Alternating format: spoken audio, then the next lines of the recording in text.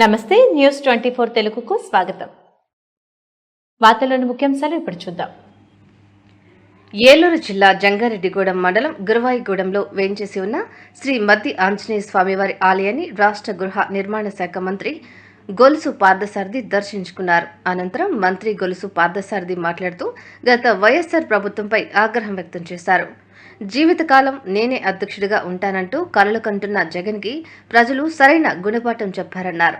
రాష్ట్ర ఆర్థిక పరిస్థితిని దృష్టిలో పెట్టుకుని నూతన బడ్జెట్ ప్రవేశపెట్టి కూటమి ప్రభుత్వం రాష్ట్రాన్ని అభివృద్ధి చేస్తుంటే ప్రతిపక్ష హోదా కూడా లేని పార్టీ నాయకులు ఏదేదో మాట్లాడుతూ కాలం గడుపుతున్నారని అన్నారు.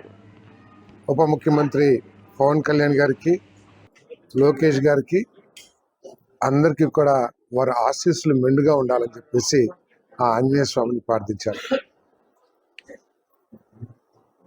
ఇకపోతే అందరికీ తెలిసిందే రాష్ట్రం ఏ విధంగా నష్టపోయింది. దేశంలోనే ఉన్నత స్థానంలో ఉండే ఆంధ్రప్రదేశ్ ఇతర రాష్ట్రాలన్నిటికీ కూడా ఒక మోడల్గా డెవలప్ అయిన ఆంధ్రప్రదేశ్ ఈరోజు అన్ని రంగాల్లో కూడా అడుగంటిపోయిన విషయం అందరికీ తెలుసు. ఎంత ఘోరంగా తయారైందంటే రాష్ట్ర ఆర్థిక పరిస్థితిని 15 సంవత్సరాలు ముఖ్యమంత్రిగా ఉన్న చంద్రబాబు నాయుడు గారు కూడా పూర్తిగా ఆకలింపు చేసుకోవటానికి సమయం పట్టేంత ఆర్థిక విధ్వంసంలో ఈ రాష్ట్రం ఉండటం చాలా శోచనీయం.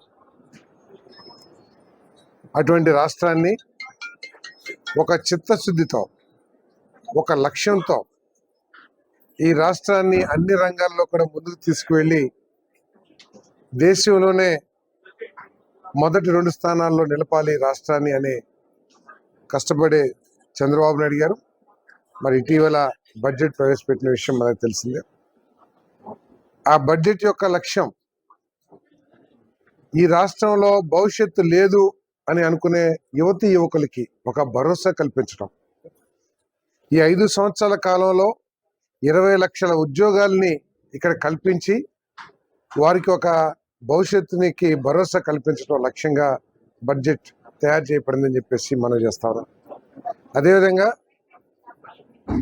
సాగునీటి రంగాన్ని పూర్తిగా గాలికొదిలేసి కనీసం కాలువల రిపేర్ కానివ్వండి, డ్రైన్ల రిపేర్ కానివ్వండి, నిర్మాణంలో ఉన్న ప్రాజెక్టుల్ని పూర్తి చేస్తే లక్షలాది మంది రైతులకి మేలు జరుగుతుందనే కనీస జ్ఞానం లేని పరిస్థితుల్లో ఆ రంగాన్ని మళ్ళీ పునరుజ్జీవింప చేయాలి.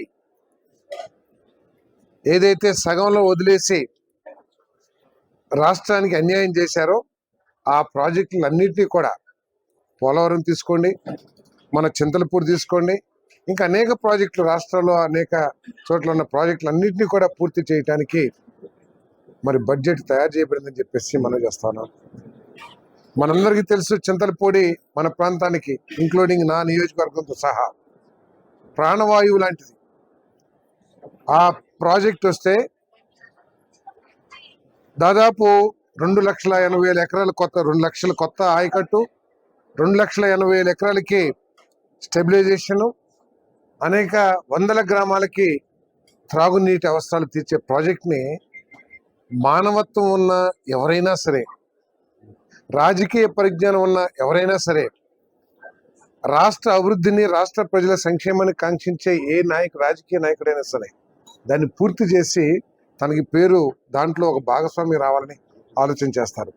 కానీ దుర్మార్గంగా ఆలోచించే జగన్మోహన్ రెడ్డి గారు ఆ ప్రాజెక్ట్ని పూర్తిగా గాలికి వదిలేసి ఈరోజు మళ్ళీ రీస్టార్ట్ చేసే పరిస్థితికి వచ్చింది. మరి ముఖ్యమంత్రి గారు బడ్జెట్లో దానికి నిధులు కేటాయించడం కానీ, మొన్ననే రాంబాబు గారితో మాట్లాడారు, ఇరిగేషన్ మంత్రి గారు మురళి గారితో మాట్లాడారు, నేను ఉన్నాను.